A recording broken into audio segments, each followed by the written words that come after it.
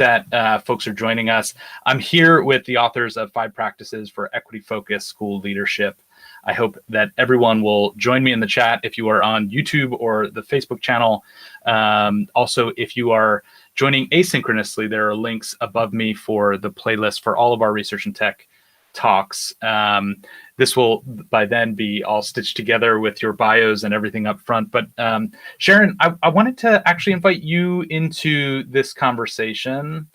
It's so great to have you here. Thank you. And I wanted to just hear your reflections on that question of how this group came together and what it's meant for you. Yeah, so for me, the group has been so powerful, very similar to what Gretchen said, in the way that over time, how our conversations have grown in their depth and their openness, and through that, the trust that we've shared with one another and the trust that we've grown, resulting obviously in this book that we think is powerful and very useful for schools, but also in these really powerful relationships between us. I wanted to be a part of this group because of my experience in K-12, which was 23 years long, most of it as a school administrator, and a lot of it really working hard to try to create more educational equity and feeling really, really challenged by that, and having very few resources to turn to that really spoke to the unique practice of leadership for educational equity. So I got a good education, getting my principal's license and getting a doctorate in educational leadership, and studied critical topics in that education, and had lots of really great mentors. But there were a few people who were really thinking deeply about how we create change that's really specifically towards educational equity in my experiences. And as Gretchen said, how, few people that were doing this effectively and really getting results that we wanted to replicate. And so I saw this group as an opportunity for us to learn from one another and to create tools that could be useful for other school leaders in the field towards that end. It's great. I'm going to invite a couple of your co-authors on here for this next question. So one of the fun parts of getting to do the sort of pre-production for a talk like this is we get to have a little bit of chat back and forth online. And one of the things, Sharon, we were exchanging notes about is you made the interesting point that once the group came together, there was the book, but there was also, in your quotes, the powerful example of the deep, close, committed relationships that we developed among ourselves, something that is pretty rare among people of different races and genders. And my words, not yours, are, and I would say among, in maybe too many cases, among education leadership. Can you say more about that? And I was hoping that maybe your co-authors would have some things to say about that as well. Yeah, I mean, to some degree, I think that says it. I think that it's very hard, particularly across lines of race. It's very hard to step into really full, authentic relationships that are fully open and that remain committed over time, that can talk about issues of race in particular. And so we did that. And there were times when I asked questions and I was afraid to do so, or said, what do you think about this? And I was afraid because I thought that's a risk, but I also, and I didn't want to offend anybody, I didn't want to hurt anybody, and I didn't want to lose these relationships. But I also thought that having those conversations where we took a step further into inquiry and listening to one another and learning from one another, again, not only produced a great book, but really allowed us to have an understanding of each other and race, and for, at least for me as a white person, race and equity in a way that I would not have had I not been in this group. And I'm going to turn over to other people to say more.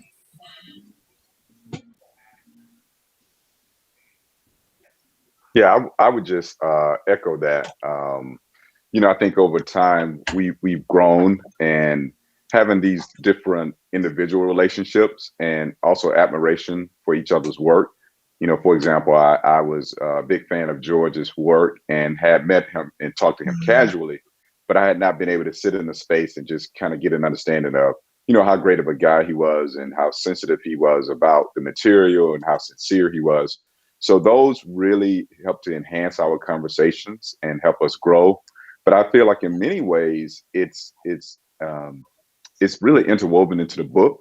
You know, we reminded ourselves of what it might be like to talk to colleagues about this work, to really work through those difficult conversations. So you see that in me, I think it's not only is it woven in, but it's repeated. You know, we see reminders that when you're thinking about the equity leadership team, for instance, think about a diverse team of folks who don't have the same viewpoints.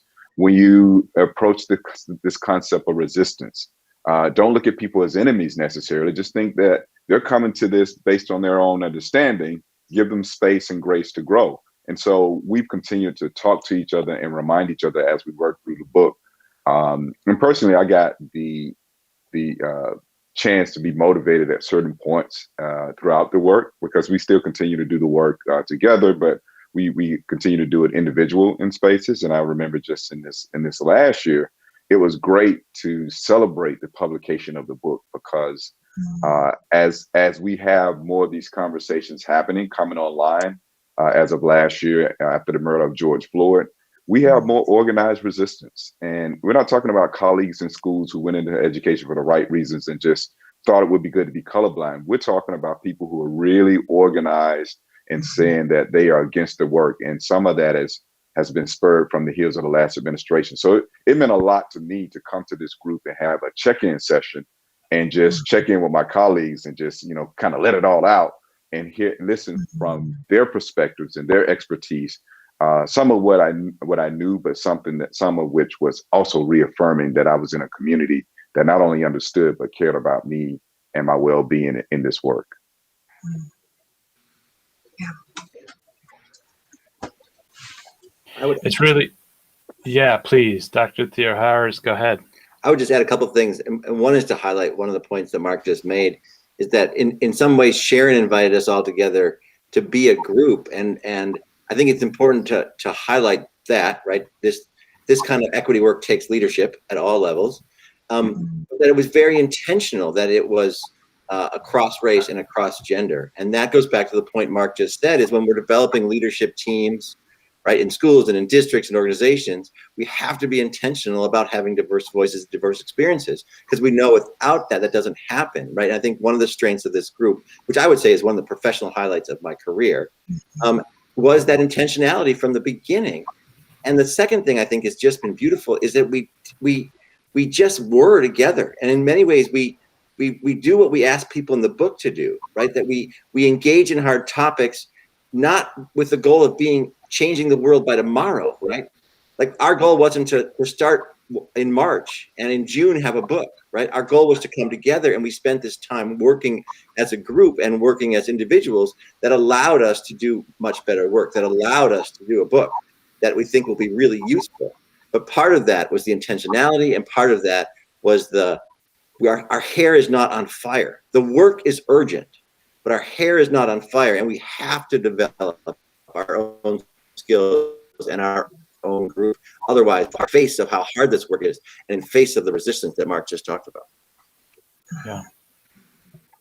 I wanted to ask, because I think it's a question that will be on a lot of people's minds, seeing this book come out and with the amount of detail and thought that was put into this book. The timing is pretty impeccable. How did that work out that we are, you know, it's like in tech a lot, we talk about, you know, sort of just-in-time tools. As educators, we talk about just-in-time learning. How I know this group a little bit, so I know that this had been sort of this had been in the oven for a little bit, but was there anything that had to change about the production process of this book as a result of this year and where this conversation is? We're all laughing at this because we have real, I mean, we have an amazing story around the timing of this book. You know, I actually don't even remember the original publication date. I don't know if my co-authors do, but one of the things that Mark just, no, I'm sorry, George just said is that we didn't write it with our hair on fire, right? We followed um, our lives. We followed um, the inspiration around the work. So we had deadlines, and if we didn't meet them, we didn't stress, we didn't fret. We knew it would come. And I think in that process, giving ourselves that grace, right, we understood and lived out the process that my other co-authors um, referred to. But I think, you know, we had things that you can't even imagine happen during the process of writing this book.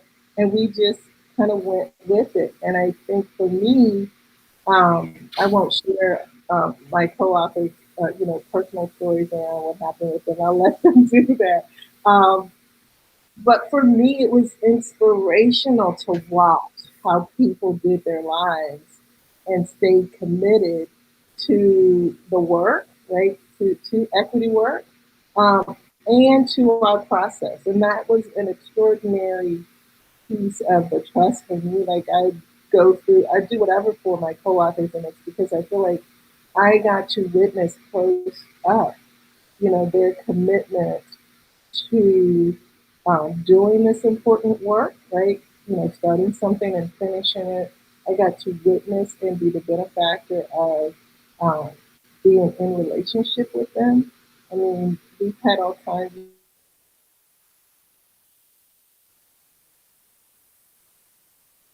extraordinary things happening. We still stay the course. And so I think that the extraordinary grace and the intense graciousness that I've been afforded by working with these individuals will just stay with me forever. So, yeah, I'll let them share the process. But let's just say, at the very least, I think the book was supposed to be out a year ago, right? So the timing wasn't just by our design, but it was masterful design. Right, right. Well, I want to two things I'm going to do. Gretchen, I'm going to stop your video for a second because I want to show the book for folks who are needing to get onto the publisher's website. It's on Amazon. It's available on Amazon. Last time I checked, it was it had already been made unavailable, which is good news. I wanted to ask Mark, who's this book for? Let's start there. And before we get into the 5 practices, I'm curious to have you all talk a little bit about who was the end reader that you had in mind when you were putting this together? Yeah, I think that's a great question, Mark. Thanks for asking. And you know, I'll take it from kind of a perspective that may not, it won't be a surprise to my colleagues. I think the book is for those children who have been on that end of being marginalized, and some of us say minoritized, right? We were writing in mind of thinking about how is it that we can present something to leaders that will not only make them better leaders, but make them better leaders for the kids that they serve. We've seen multiple examples of kids being systematically excluded from education, and well-meaning educators on the other end of that exclusion. You know, people who wake up every day not to do this intentionally necessary, but who may not have gotten the right kind of exposure and the right kind of education to really understand how to interpret, you know, what may be unconscious biases around their work. So ultimately, if this book can reach those children who are being excluded from education for whatever reasons, then we're going to be in good hands. Now, obviously, it's written for those folks in school leadership. A lot of people will read it initially as being a book that speaks directly to the experiences of principals. But we generally think about leadership as being broader, not just that one person or the great man or the great person theory, because we also talk about district leadership in the book.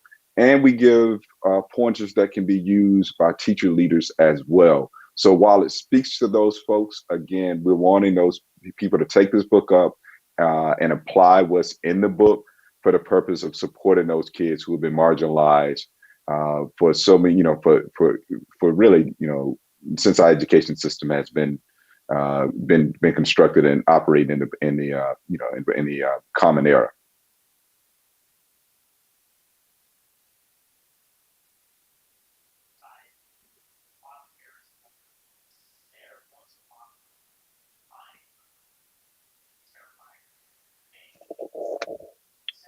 If you're talking, Mark, I can't really hear you. Sounds like you're in way down in the bottom. That's it's a highly technical process back here in the control room. It's a mute button that I was not pushing. No problem. So George, I wanted to have another author chime in part because one of the brilliant things about this group, I think, is the experience that is balanced by both the sort of space in higher education and academia that you all sort of serve in one capacity. There's also a lot of experience on the ground. And I just wanted to get another perspective. Who do you think of when you think when you saw the book on the shelf? Who was it that you most hope picks it up? Yeah, thanks for asking that. I'm going to echo a lot of what other Mark said. Having worked this long together, sometimes we actually have the same thoughts, which is, a blessing to share thoughts with Mark Gooden. My hope is that this is picked up by leadership teams. And we have, like Mark said, an expansive view of what leadership teams are, but most K-12 schools these days have a leadership team. And often sometimes it's just administrators, sometimes it's administrators and teacher leaders.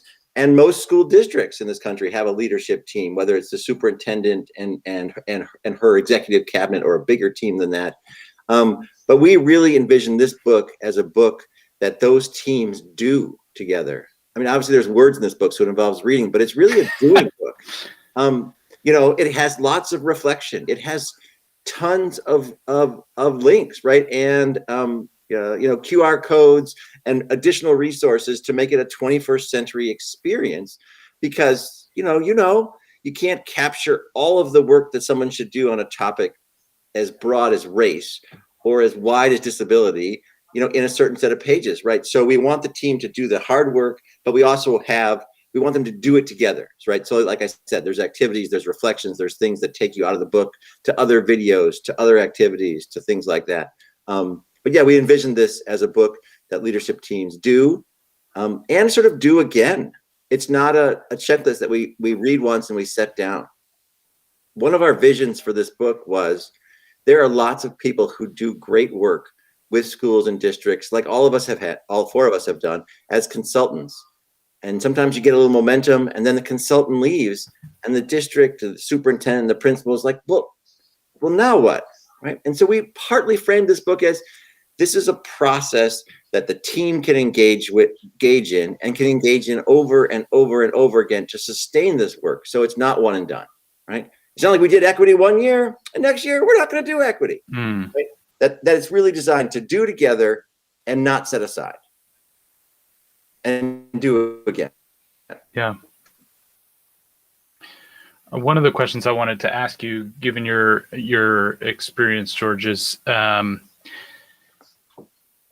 think that when there is data in the book, there's a wonderful first couple of chapters where you all just give a really solid set of data about what the composition of education leadership looks like. And I think, it may be hard to believe for some, certainly not this group, but there are certainly a lot of education leaders out there who are white, who may still find this to be a really hard, sort of look away from this work. In part because they don't know where to get started, or in part because they're intimidated by what it means to really sort of come forward into this work in a serious way. Can you speak to them a little bit and tell us what about this book makes can help sort of invite that person in and help make this everybody's work? Yeah, thanks. I mean, that's sort of the $1 million question, right? Is how do we take this up and how do we do it? Whether we're brand new to it or it's been part of people's, career legacy for decades. But speaking specifically to the people who are not sure this is their work, or this isn't why they came into a school leadership, or they might see the issues, but like not sure what to do, afraid, know that this is really hard, don't feel like they have the language or skills. That's part of the reason we wrote this, right? As much as it is content, it's process. And so the 5 practices, which I know we're going to get into, sort of build on each other to scaffold that process from making this your work, which is the first practice, building all the way to sort of getting to systems change and sustaining the work, which is the 4th and 5th practices. And so part of this work does, what we hope this book does, is it provides process to do this. It provides learning to do together, because you can't do this work alone, right? So you have to have community, you have to have a team, and it also provides language. One of the things that makes this work hard for people who equity work is not what brought them to the field, or they haven't done it for decades, is we often don't have the language. Rarely in schools do we have the language to have cross-racial conversations in mixed race groups, right? White people tend not to have those words to have those conversations in their mouths, right? People who haven't wrestled with issues of LGBTQ or disability tend not to have language to have thoughtful conversations, to be able to engage ourselves in that practice. And so part of what this does is it's a process, part of what it does is collective learning, and part of what it does is it gives us language and strategies to use. Okay, so here we are at the practices. I also want to say, I think we've actually timed this pretty well. I understand the Facebook feed is kind of in and out. For folks who might be having trouble on Facebook, I would encourage you to go over to NAF's YouTube channel and watch it there. Also, all of this recording will be pieced together and put onto our YouTube channel, so I'm not too worried that you miss it. But in case you are joining us and have been having trouble connecting, I want to get into the practices. So practice 1, you just sort of started with, George. Can someone take practice 1 and just sort of walk us through the high level before we all go out and buy the book and read it? Yeah, and I think, Mark, I'll start with practice 1, and we'll be pretty brief on each one, but feel free to ask us questions, because we can certainly go deeper if that would be helpful. But practice 1 is prioritizing equity leadership. And in this practice, we really do 2 things. We're making the argument that inequity is systemic, right? That it's been built, socially constructed over 4 levels, that it's historical, institutionalized, structural, and individual, interpersonal. We have that on 1 level. And we're making the point that this is how the system of inequity works. And so often we have inequity at, think about inequity as at 1 level. For example, we think of maybe individuals as being racist, but not a system as being racist. Or we think about it at a different level, but we don't think about it across levels. So we want people to think about in educational inequity across these levels, and that the getting towards equity, we have to address all 4 levels as well. And then we go into a chapter that we talk about the stories we tell. And we call it the stories we tell about why we don't do better. And really, this is a set of excuses that we have heard and stories about why schools don't do better at educating all kids and including and supporting all kids in their educations. And so we really take up these stories and want people to consider where they see themselves in them. And we provide data about the inaccuracy of some of these stories, and then really encourage people to think, personally connect in how they might act to create equity if these stories are ones that they have been telling. And so that really is practice 1. Seeing inequity as a system and examining the excuses why we don't do better. And that's really prioritizing us to recognize that this is such an important issue and we need to do something differently. So I'm gonna hold. I'm gonna try not to ask you questions about each one of the practices because I wanna be on time here for this. And can somebody let's get into. We have 5 practices. Number 2. All right. I'll talk about practice 2. So practice 2 is what we call preparing for equity, or the sort of ongoing emotional and intellectual work of equity leadership. So this practice is really about committing to our own work and then doing it over and over and over again. This is actually the longest part of the book. It has the most pages because we see it as perhaps it is foundational to what you're going to do in practice 3 and practice 4. By itself, it's insufficient, but builds on 3 and 4. So it's about doing our own work over and over again. It's for people who are new to equity work, and it's for those of us who have spent our careers struggling this, right? It's about all of us committing to that sort of work. Right? Because we know most educators, right, most teachers, most administrators, most consultants come to this work to do good. But we have to wrestle with the realities that well-intentioned people contribute all the time to systemic inequity and systemic inequality. And then we see this as requiring us to do our own ongoing emotional and intellectual work. Right. So as an example, if you take school discipline, good people in quotes, right, see behavior issues in students of color, low-income students, and students with disabilities that they do not see with white students or middle-class students or students without disabilities. Good teachers, we know teachers respond to those behaviors more harshly. We know good administrators give disparate consequences, and on, right? So it's the individual is part of the systemic racism, the systemic ableism that happens, which is why we have to do our own work. But we see this work as being ongoing, right? Over and over and over again. And so we argue that there are sort of key concepts and guiding principles that set up this work. But then this section of the book, this practice really gets into a set of identity groups that we have to do our work around: race and disability and income and language and sexual orientation and gender identity and religion. And so we have sections in part of this book about doing those kind of work. And we see this work as foundational for ourselves, but then it leads to what is practice 3 and what is practice 4.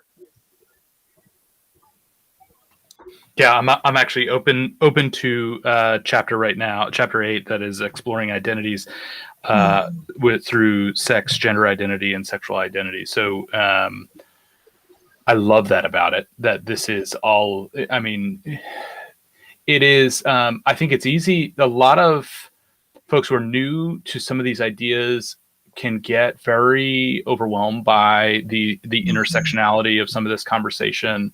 I found the layout here to be extremely accessible. The examples were solid, and it just helped to be fully sort of in context for this conversation, from folks who have been on the ground and know what these conversations are going to look like in a school setting or among educators. So we're on to practices 3 and 4. You were Captain Segue there, George. Does somebody have 3 teed up? Yes, I'm about practice 3. So thank you for saying what you just did, Mark, because I think it really speaks to what we were attempting to do in the first and second parts. And so practice 3 is really developing equity leadership teams. That's the practice.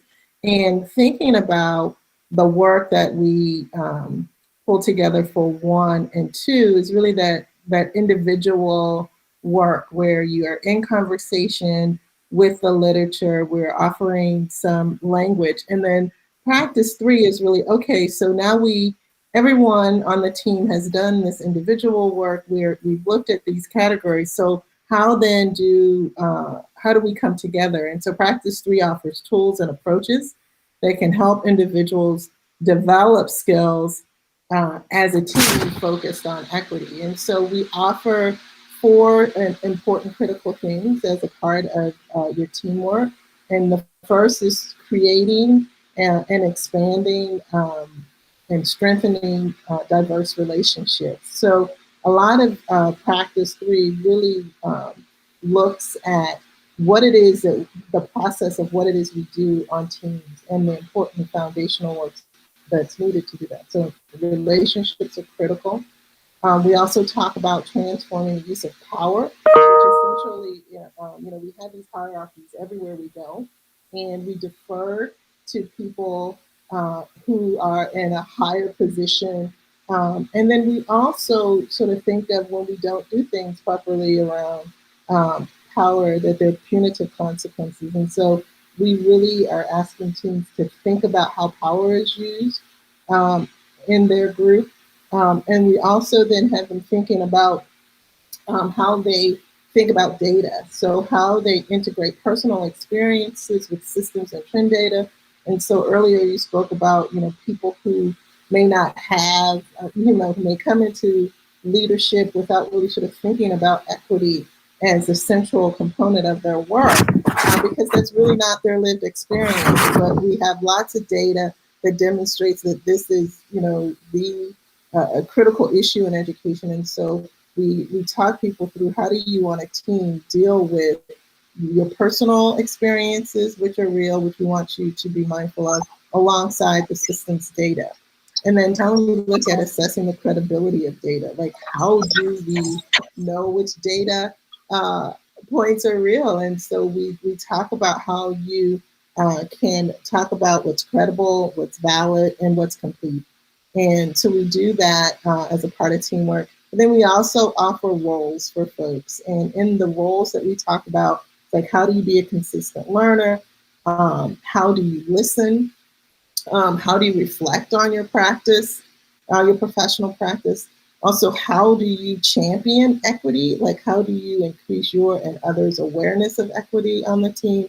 And then also decision making. How do you create authentically inclusive approaches to making decisions? And so here we're really working on the teamwork and thinking about how do you fine tune and continue and process around working in groups, moving from individual to the system piece.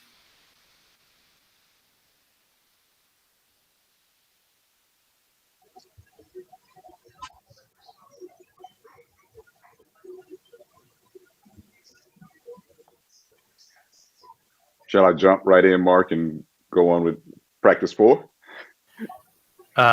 Sorry about that. Gretchen, do you mind just muting? There you go. We were getting a little bit of feedback, normal virtual life kind of stuff, but that's perfect. Mark, yeah, that would be terrific. Let's get into 4. Absolutely. So practice 4 is really bringing things back around to the process of building. So we entitled it Building an Equity-Focused System, Identifying Needs and Planning for Systemic Change. So you're going to hear some of those connections as Gretchen was coming out of practice 3, talking about this engagement around data. And one thing I'll say, there are 4 pieces that sort of build around this building an equity-focused team. And I'll just give that away up front, because it actually formed a nice acronym I wasn't expecting, which is CAPE, collecting data, analyzing data, planning for change, and then enacting change. So I have Sharon to thank for some notes she created in our last presentation on that. But let's talk about collecting data. We talk about this idea of engaging with using an equity audit, which is really a systemic process of collecting and examining data, again, not individually, but with a team. So we, as you have heard now, broadly think about data, not just numbers. We think about qualitative data. We think about ways you learn about yourself, your others, and others that you're working with, and the system. Gretchen was talking about working with the equity leadership team, but being attentive to what those needs are for those folks and what they bring to this process. Moving from the collecting data, we go into analyzing data. How do we really start to build and strengthen those relationships around this process so that ultimately we'll get to a kind of a spoiler alert, making this more sustainable? Well, we learn to analyze data together. We come up with plans together. We work through and see where there are disparities together. We ask questions together. So when we start to co-create strategies, look at priorities, create those action plans, we're doing it together. And so there's a saying that people don't argue with their own data. So moving from that, we go into how do we really plan for change? I mean, what are the steps that we do next to keep this process not only moving, but to keep it built into a way that it can become sustainable? We continue to work together to look at the data for the purpose of creating change. Perhaps you're familiar with the quote that says, not everything that is faced can be changed, but nothing can be changed until it is faced. So we have to remember that that important quote is something that we can think about here as we face what some of those challenges are together and plan to move forward together to address those and to continue, as you heard my colleagues say, doing this over and over and over again. It becomes embedded within our system. We become folks who wake up who are really poised to push against inequity, and it becomes a part of what we do. Finally, enacting change. I love this. I think these are Sharon's words, act skillfully and cohesively. Working with people we know can be difficult, and we talked earlier about sometimes folks are going to have resistance to this. It's not always personal. It's just that people haven't had a chance to engage around equity across in multiracial spaces. So there's a natural resistance that society helps us kind of keep at the forefront. And we all really work within this space and are impacted by this cultural thumbprint. You know, we all exist within these inequitable systems and tend to embrace them, you know, almost unconsciously as the right way of doing, you know, business. So again, collecting data, analyzing data, planning for change, and enacting change as you know, really concrete steps toward building an equity-focused system. So I'll stop there and we'll go to 5, which I think Sharon is going to circle back and talk about. Before we do, my buddy Dee Chambliss. Dee is an incredible member of the NAF network. She works with me on the research team, and I have Dee's asking. She loves the equity audit. Is it available in the book? Yes, it sure is. It is. It is available in the book. We and we want to say that there are also some other tools that are available. And what's there is pretty comprehensive. You can use certain aspects of it. It's customizable. But yes, it is available in the book. Great. I also want to ask, Dee reminds me to ask an important question, which is, she does some incredible work. We have started an initiative at NAF in the last year around participatory action research. And we're doing a lot of work with young people to try and think about how their voice works in the context of change like this. I'm wondering if you'll share some thoughts and in where in the book might somebody who's interested in getting young people involved in that kind of change turn to sort of work that into an action plan, or think about as they're auditing for equity, think about using young people, partnering with young people as a tool for change? Yeah, I think that's a great question. We think if you're going through the 5 practices, you know, that really presents an opportunity for folks to be more aware of how they engage with young people, and then, you know, really how they think through some of the work. So we talk about collecting data. For example, you may consider collecting data using a focus group with young people in the school. We don't speak specifically to participatory action research, but it is something that I think that is open to folks thinking through, and we just don't give the specifics of doing it. So my colleagues may have, you know, certainly some other thoughts on that, but I would take is engaging with these processes certainly make leaders more aware and engaging multiple people on the team. And so I'll say finally, having worked with some districts that are created equity leadership teams, and one district that's using a district-wide diversity, equity, and inclusion advisory committee, they have, as a result of working with me and using points from the book, come to the conclusion that young people need to be involved in those processes. And so they are part of the district level process, and they're doing their own work. And in fact, I was just with some young people a few nights ago. And so we find a number of young people today, as you know, are interested in DEI work and are interested in engaging. And then last but not least, I think once leaders become a little more aware of the work and comfortable with working through change, they can feel better about young people participating. It may sound odd for some of us, but there are leaders who are anxious about young folks getting involved and engaging around this work and even exercising their First Amendment rights, so to speak. And I think that's the consequence of what we've learned. We sometimes become nervous because we feel like young people are going to protest and disrupt the school environment, and we cling to order. But I think that leaders who have gone through this process want to make sure that those voices are included and will be not naturally, but predisposed to doing more of that as a result of going through these processes and being more collaborative in that approach. So suffice to say, I would be surprised if people went through our book and say, ooh, I'm really anxious about collaborating with young people. Yeah, I hope not. I think we're on practice 5. That's me. I'm up again. So practice 5 is the shortest practice in the book, which may seem at odds because it's about sustaining equity leadership and equity movement over time. But we really make the distinction between the sorts of action planning that you do in practice 4. So in practice 4, again, as Mark said, this process of gathering data, analyzing it, and determining action to move forward. And that's really what we might think about as technical change or action planning or that sort of thing. But practice 5 is focused on sustainability. And that's thinking about really how do we bake this into the system so that it becomes institutionalized in the way that we do things. So we literally offer a table to fill out in the book.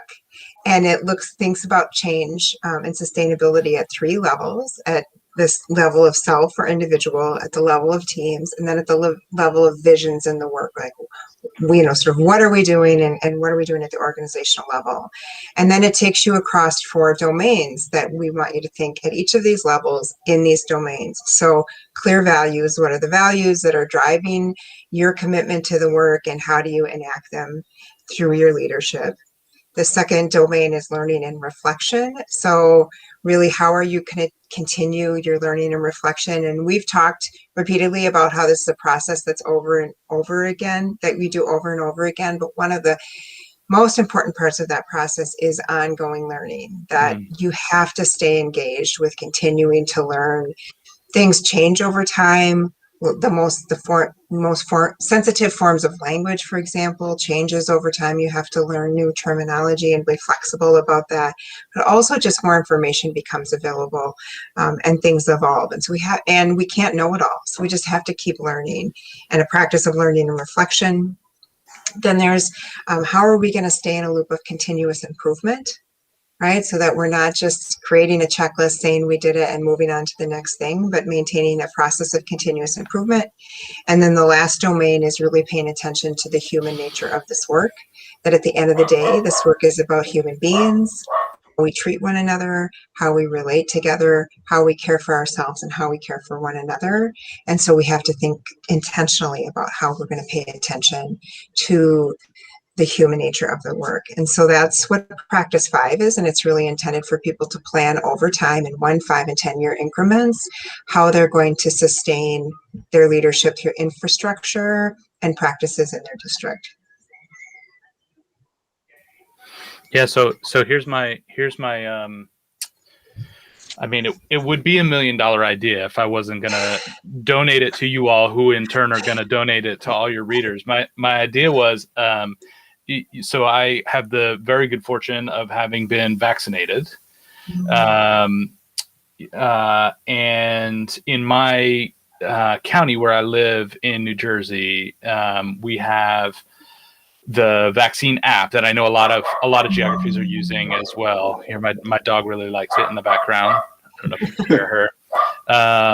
But it's been checking in with me after my second shot periodically, right? And it gives me a 1 day after, 3 days after, and it just so happened that it coincided with me preparing for this conversation. And I thought to myself, what would it look like if chapter practice 5, which is all about planning into what's to come, if there was an app for that not only for the education leader, but also showed up on their teammates and staff's space as well, where they could just sort of check in and say, like, how are we doing on these equity goals? How does this look in the classroom? How is this looking at our staff meetings? And really just have that continuous improvement data in a regular way. That was my, as I was looking at this thing related to COVID, I thought, man, no question, it's not as simple as being reminded, but I do think that there's a lot of power to making the commitment to sort of have your phone buzz every 3 days to check in and know whether or not you're meeting your goals. So anyway, that was my idea. Y'all can when That's you a get great idea. That's a great five idea. practices. That's the app. great. I want it. Yeah. I want in. Yeah. That's awesome. So I wanted to. We're right at the top of the hour, and I want to respect everybody's time. I do want to ask a kind of final question to see if y'all will weigh in. I want to ask, what is for you all, Gretchen, training incoming educators and mid-career educators as well. For those of you who are doing consulting with schools, et cetera, the question is, in these contexts, what's the mistake you see come up over and over, that if you could wave a wand and sort of course correct, feels most significant to you right now? I'll start with you, Gretchen. Yeah, I think, and I had this conversation with Sharon actually this morning. We do these kinds of check-ins with each other as well. And I think the piece right now that I'm struggling with the most is people are now, I would say, in March of 2021, I engage with people most of the time who are more aware of inequities, right? So we always have had the folks who are just not interested in this, who may see systems and are totally fine with the systems as they are, right? And so that's one group. But I find myself more and more encountering people who are all of a sudden, and I'll use the term that the young folks use, woke, right? And they see things now that they hadn't seen prior to Mr. Ford's murder, for example, or just prior to all of the hate that has been put upon Asian Americans. So they are aware. And what I see right now is people who expect this work to happen overnight. They expect the entitlement and the privilege that they've had in other spaces to be a part of this equity work. And so they are quick to make decisions. They are, in my opinion, arrogant about what they know. They are incensed that people are still learning, right? They're all of these things that they are as they're coming into the work. And so for me, it's another level of awareness, right? Without having done what we think is what we put forth in chapters 1 and 2, is this real deep dive into the self-work. And so if I could give people more patience and more time to really do the self-work, right, before they attempted to fix everybody else, that's what I would as a kid, I used to watch Bewitched, the sitcom, the TV show, and I would twinkle my nose and give everybody, the more patience and more time to do that self-work, so that they wouldn't put upon other people the thing that they imagine themselves as fixing. So, others? It's hard to follow Bewitched. Yeah. Yeah. Man. I can follow Gretchen, and I may be saying what I won't know. I think I may be saying what she said in just a different way, but this idea that I already know about equity, and I've been doing it, and we actually have this in the chapter on the stories we tell. Like, I've done my work, I have the outcomes to prove it, and I don't need to do this anymore. I think you know, for me, having, you know, this is the area of my scholarship. I've done, you know, research in this area for years. And prior to that, it was a focus of my school leadership. So I've got a few decades into my learning, and I continue to learn things. And I think we make the point over and over again, but it can't be said enough that we have to step back from certainty and step back from rigidity and step into curiosity, no matter where we are, how long we've been doing this work, what our identity is. But particularly, I'm speaking to other white people, that part of being white is being shielded from these realities, and easily being shielded from them, and having the privilege not to recognize them. And so I'm speaking primarily to white educators, but we have to keep doing our work. We have to keep learning. We don't know enough. And so that would be the thing that I think, the mistake that I think we need to correct, and in doing so also abandon our attachment to technical fixes for complex social constructions and problems. Yeah, I love what you said. I put it up there. Step back from certainty and step into curiosity is a beautiful way to think about it. Does anyone want to share a last word before we close the talk for today?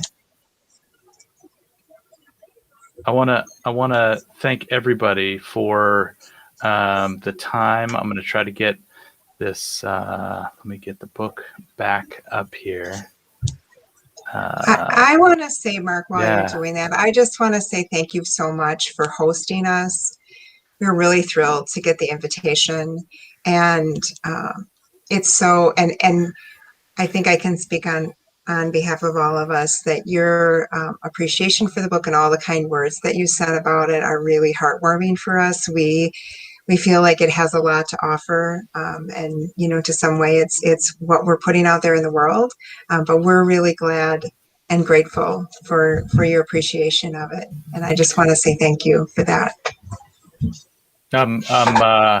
Well, it's my pleasure to have you all here. It's an honor. I feel like it is my job to in part what we are trying to do in the research and tech team at NAF is to close the gap between the big ideas that end up in the hands of researchers and make sure they're in the hands of every practitioner, and make sure that this best thinking about praxis and how we build new paradigms for the work. I love, you know, Gretchen kept referring to the work, and I feel like we all need t-shirts that just say like the work, just to remind us what's going on here.